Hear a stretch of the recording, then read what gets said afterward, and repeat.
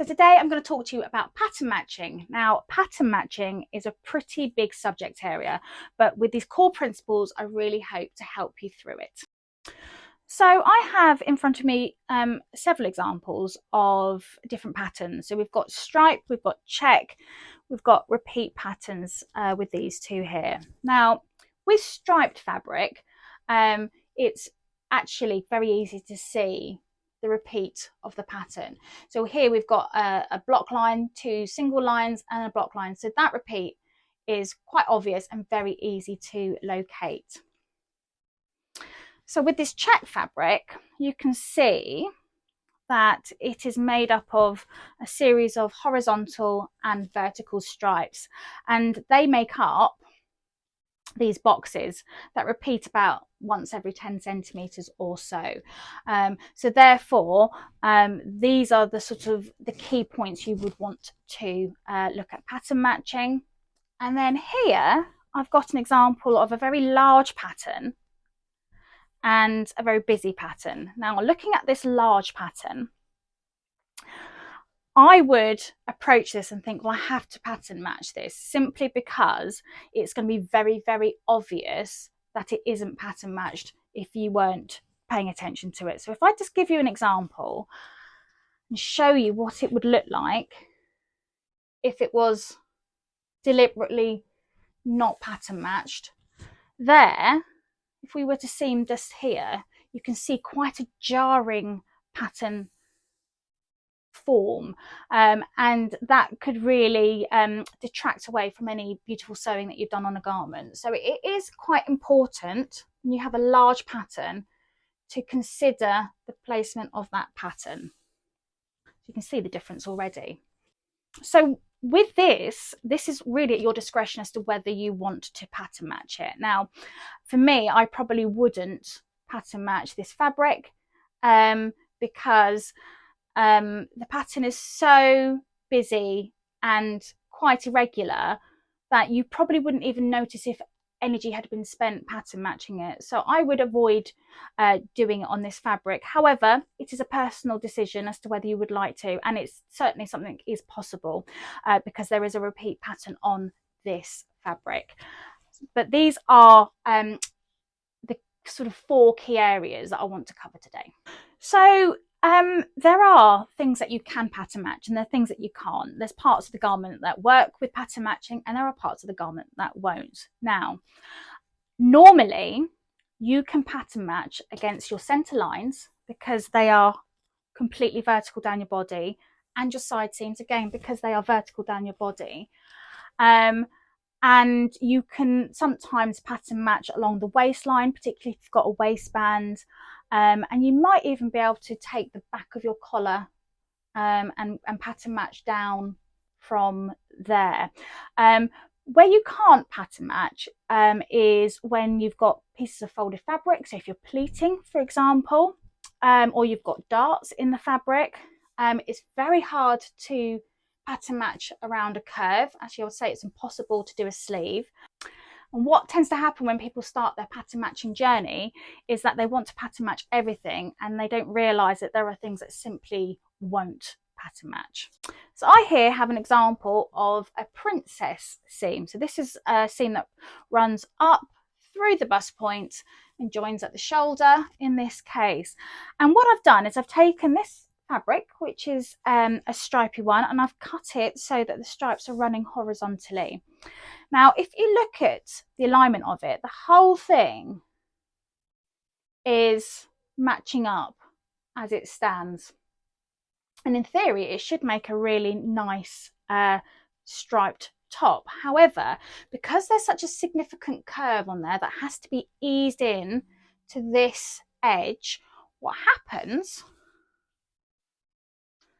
is that when you hit that curve, it starts off fine, but it will start to distort. And by the time you get to the shoulder, it will not match at all. And therefore, really the question is whether you would want to be making this sort of cut top with a striped fabric in the first place. Now, I don't actually think that looks particularly bad. particularly as these lower bits have been pattern matched. But this is just a great example where you'll never get a perfect pattern match. So similarly, knowing which part of the garments can be pattern matched and which parts can't be is important. It's also kind of worth thinking about all the different components to the pattern that you're working with. So I have an example here of this is a back piece of a shirt, and I've got a yoke sitting up there. And in this hypothetical situation, I haven't paid attention to where I have placed the pattern on the fabric, and therefore what has happened is I have accidentally cut the yoke on the same line as this back piece, which isn't uncommon because these were both on the fold, but these bears are really close to each other, and once that's been sewn together, it's gonna look a little bit jarring again, because you've got all these sort of splatters of pink bear, and then these grey ones are touching each other, so you've got a big stripe of neutral in the middle of that. And whilst actually it's fine, if you really wanted to deliberately not pattern match, so I think it would have been better to consider a placement of a pink bear on this yoke to help with the synchronicity of the pattern. Now, to me, that looks a lot better. And with this waistcoat example, you'll see that there is a box on the left and the right hand side of the waistcoat back panels, but I've deliberately decided to place the box at the centre back collar so that it nicely balanced with these two areas. So I'm now going to teach you how to cut out something that requires pattern matching. And this will take quite a lot longer than your standard cutting procedure. And this is because you will have to cut out each piece separately. So there's no cutting on the fold. So the first thing to do is to identify your pattern repeats. Now, one of the things I get asked about a lot when I am teaching is about how much extra fabric they needed to buy if they wanted to pattern match. And really the answer to that question is it depends on the pattern, and it depends on the fabric and the size of the repeat. Now, if you were wanting to pattern match something and it had a very large pattern repeat, then you would need a lot more fabric. And hopefully I'm going to be able to demonstrate why that is the case. So I'm going to go looking for the pattern repeat on this rather lovely fabric here. So I am looking for things that repeat on both the horizontal and the vertical line. And I can see, actually, if I take these thistles here, or this line here, I will be able to find a good place to start identifying the patterns. So what I'm going to do is I'm going to cut through these beads at the bottom of this thistle, and then I'm going to go up to the other one. Now, you won't necessarily have to do this, I just think it is useful to have a nice visual. I'm going to go straight down these flowers.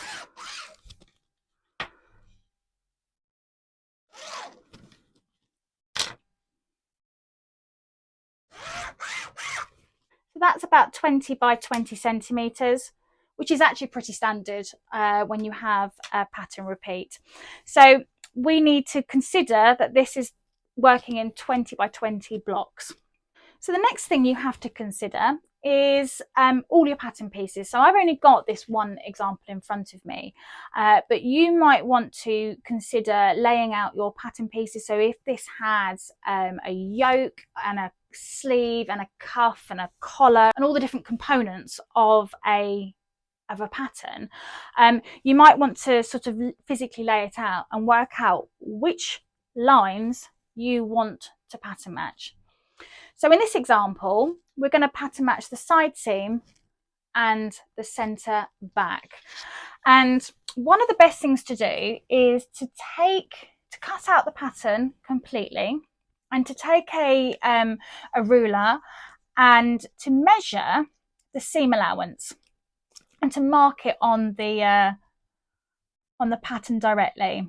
Okay, so I'm going to use a centimetre in this scenario because I'm working with a tiny example here, but on most commercial patterns you'll be working with a centimetre and a half or 5/8 of a seam allowance.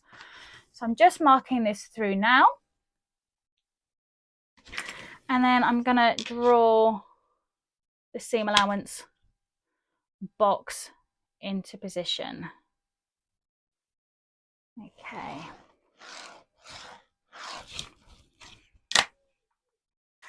And the reason why I've done that is because when you place it on the pattern, you're going to need to cut these pieces out individually, and you're going to need to know exactly at which point they're going to be matching. Right, so I've got my fabric back and I've got my pattern, and what I'm going to do is I'm going to fold the seam allowance up and over so that I can see where the pattern is going to be on the main garment, having had the seam allowance taken away. So I'm going to go straight down this line, which is very ambitious, but I'm going to give it a go. Okay, so that there I'm very happy with. And now I'm going to pin this into position, and then I'll unfold those seam allowances to cut that out. So this has been pinned, and now I'm just going to place a pin to keep the seam allowance flat, and then I'm going to cut this out. So I have cut this out. I'm just going to put the pattern underneath so you can see, and we now need to find its appropriate match. So there are two ways you can do this. So the first way is by turning the original pattern that you've cut out, the fabric pattern, and turning it to its wrong side, so you've got the fabric right side to right side. And if you've got a fabric where you can see the design through the back, then you can very carefully align it, which I won't be able to do on here, so I'm going to have to go to this one, with the pattern on the other side. And you want all of those different elements matching up. So you can see here that this thistle is matching, the wing of the bee is matching, that stem is matching, and then it's more important also to make sure that the sides are all matching as well. So that one doesn't quite match, so I'll just lift that up a bit. That's better. So you can cut it out that way. So that's the first thing. You would need to pin it and cut it. So the second way you can do it is by taking the piece of fabric that you have cut out, and with its right side facing you, you can sort of align the pattern up and over the fabric, and you'll want to secure that and pin that into position. And it's not for the faint-hearted, this is going to really play with your eyes.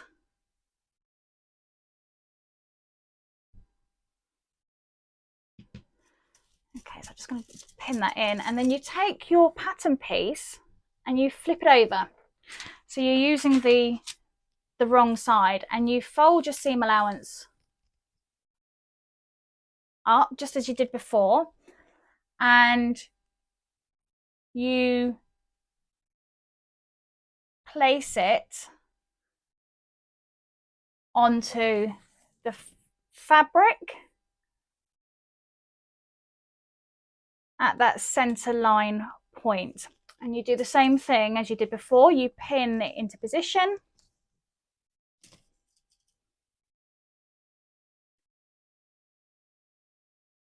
And then once you feel that it's nice and secure, then you can unpin the pattern piece, the original one. And then you can unfold that seam allowance. So this method is better if you're concerned about cutting around a piece of fabric, and so it all really rather depends on your cutting skills, whereas this one relies less on your ability to cut perfectly. Although having said that, when you are pattern matching, accurate cutting is actually fundamental. So I'm going to cut this out now, and with a bit of luck we'll have two perfectly pattern matched pieces to sew. Just going to go back now to the to what I said about the pattern repeat and how the size of the pattern determines how much extra fabric you need. So here I have pattern matched, cut out the pieces to pattern match, and you can see that I was unable to use this fabric in the middle because I needed to get an exact match. So the bigger the pattern, the harder it's going to be to find a place where you can match it. So this is just a nice illustration of how pattern matching isn't a very economical way to use fabric. Okay, so I have here two pattern matched pieces of garment. Now what I've done on just one of them is I have pressed the seam allowance. So the reason why I've done that is for two reasons. One is it gives me, when I unfold it, the stitching line that I need to follow. And two, if you notice, the right side of the seam allowance and the right side of this seam allowance are now visible, which means that you can completely align the pattern